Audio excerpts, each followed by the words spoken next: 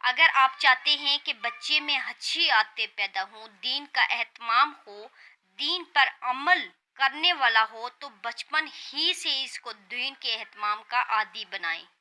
صحابہ کرام رضی اللہ تعالیٰ عنہ بچپن سے ہی اپنی اولاد کی نگہداشت فرماتے تھے اور دینی امور کا اہتمام کرواتے تھے۔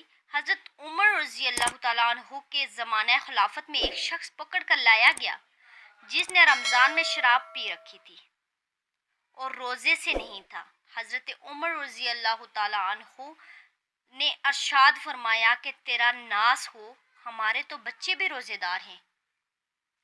دیکھیں کہ ہمارے جو صحابہ تھے ان کے چھوٹے چھوٹے بچے جو تھے وہ بھی روزے دار تھے۔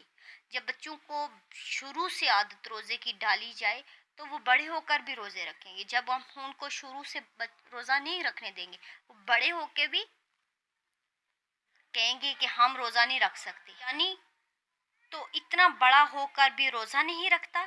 اس کے بعد اس کے 80 کوڑے شراب کی سزا میں مارے اور مدینہ منورہ سے نکل جانے کا حکم فرما کر ملک شام کو روانہ کر دیا۔